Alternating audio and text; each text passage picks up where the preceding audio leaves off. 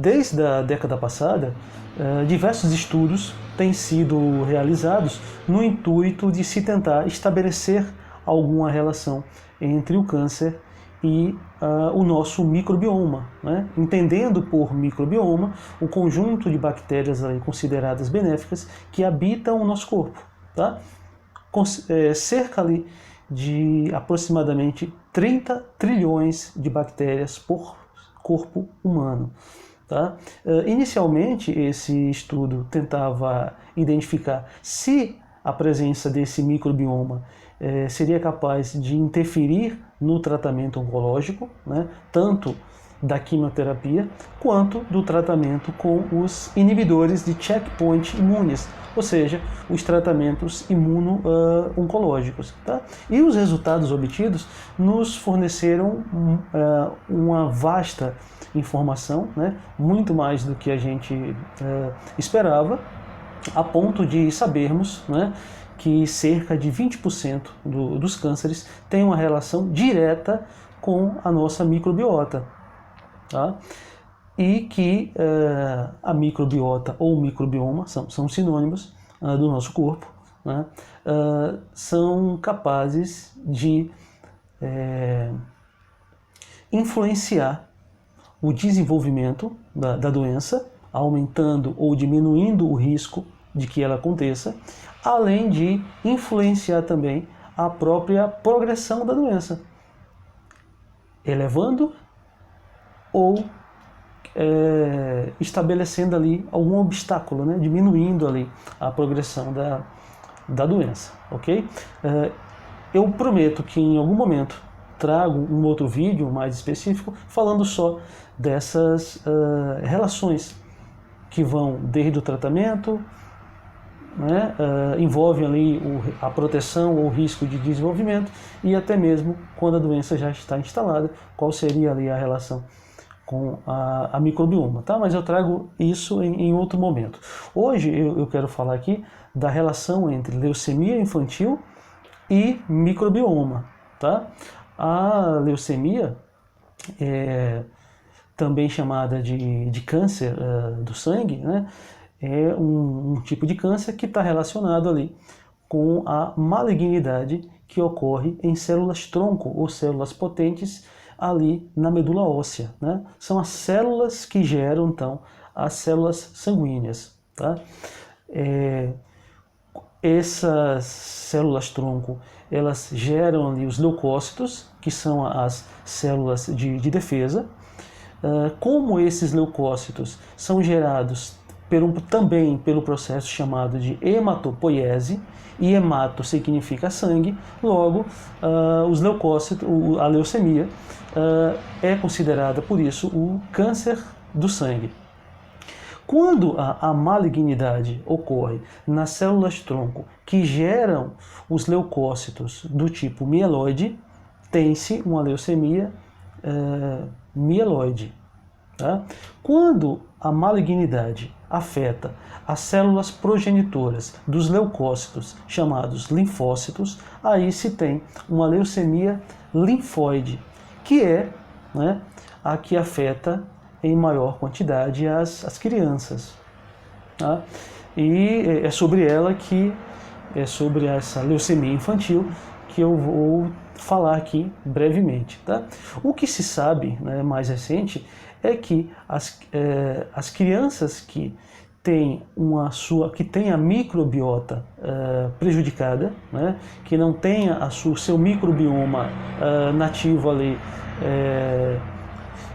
em quantidades esperadas de bactéria e em tipos, elas têm um maior risco de desenvolvimento de leucemia.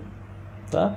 Então, para vocês terem ideia de como essa relação é importante, vou citar aqui um exemplo. As crianças que nascem por parto normal, ao atravessar ali o canal uterino e o canal genital, recebem da mãe bactérias que vão compor ali a microbiota natural do recém-nascido, né? Enquanto as crianças que nascem de cesárea, né, não recebem essas bactérias para compor a sua microbiota. Logo, estudos têm demonstrado que há um maior risco de desenvolvimento de leucemia em crianças nascidas por cesárea do que crianças nascidas de parto normal. Tá? Outras condições ou situações na qual podemos prejudicar a microbiota de uma criança é o uso, né, descontrolado ou frequente ou por longo período dos antibióticos. Tá? Porque assim, a criança vai ali fazer uso de um antibiótico para uma infecção na garganta, para uma infecção na pele, porém, aquela bactéria, aquele antibiótico vai atacar todas as bactérias do corpo que sejam susceptíveis a ele. E aí, se as bactérias que formam a microbiota intestinal for susceptível àquele antibiótico, ela vai morrer. Se as bactérias benéficas que tem na pele da criança, se ela for susceptível àquele antibiótico, também ela vai morrer.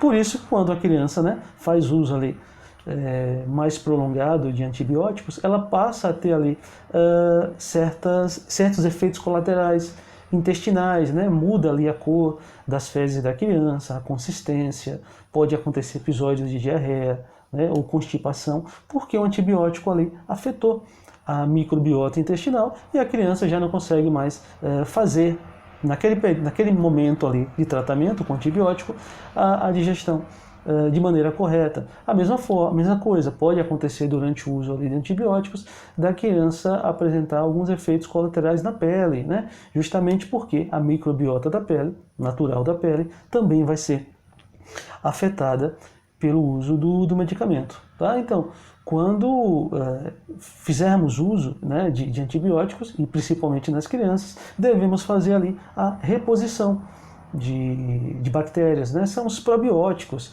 Isso pode ser feito ali por prescrição, né, medicamentosa, pode ser feito ali com o uso de produtos lácteos fermentados ou não, que sejam ricos em probióticos, para fazer essa recuperação da microbiota da criança. Tá? Uma outra microbiota importante é a da pele. E aí, quando usamos aqueles produtos que tem lá, aqueles produtos de limpeza, né, que utilizam higiene pessoal, que diz lá, mata 99% das bactérias, vai matar também a sua microbiota da pele. Tá? Então, e ainda tem aquelas crianças, né, que atualmente elas vivem, entre aspas, o menino da bolha, né? Aquelas que não podem andar descalças, que os pais se preocupam em super proteger, não deixar se expor aos germes e micróbios. Então o que acontece? Aí você tem uma criança que às vezes faz uso frequente de antibiótico, destrói a sua microbiota. Depois, se não tiver uma alimentação saudável, natural, né? Fizer uso de muito fast food, biscoitos, doces, não vai reparar essa microbiota intestinal. E se for uma criança que não pode brincar de pé no chão, não pode tocar ali no chão, né? Não pode levar as mãos à boca com aquela super proteção, também não vai recompor a microbiota natural da pele. Tá? Claro que tudo é uma questão de equilíbrio, né? Você não vai deixar a criança brincar numa areia onde você sabe que tem fezes ali de gatos e cachorros, porque pode ter toxoplasmose, pode ter ali a bactéria do tétano, né? Não vai deixar a criança brincar na lama, onde você pode ter riscos ali de ter leptospirose, por exemplo. Mas há algumas brincadeiras naturais das crianças, né? Ficar descalça, né?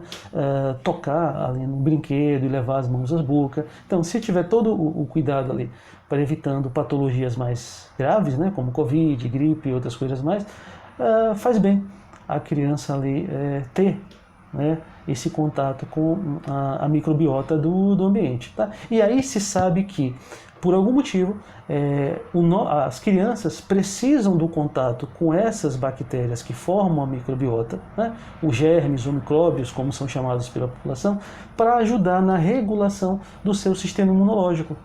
Né? A primeira regulação do sistema imune da criança, que acontece fora do corpo da mãe, principalmente quando ela já sai ali do processo da amamentação, ok? Ela precisa dessa microbiota para regular o seu sistema imune. E as crianças que têm essa microbiota prejudicada, por algum motivo, têm uma dificuldade maior de identificar células malignas, células cancerígenas e combater o câncer. Então, muito provável a relação vai ser essa.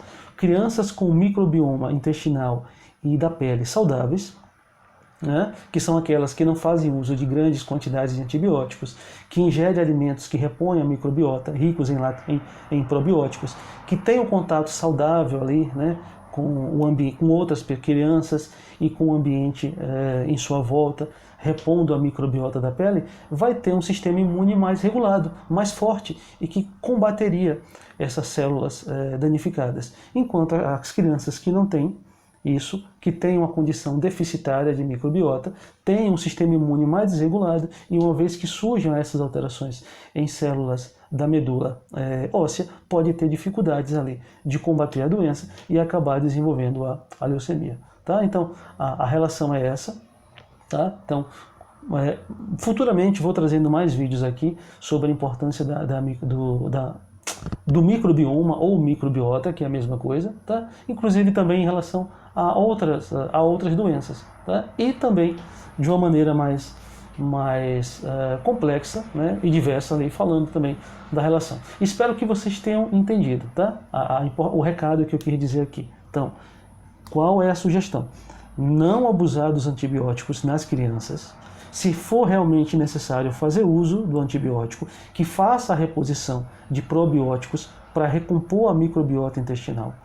E que também deixe a criança ter contato com brinquedos, com o ambiente à sua volta, com outras pessoas, claro que não tenham patologias importantes, para também repor a sua microbiota da pele.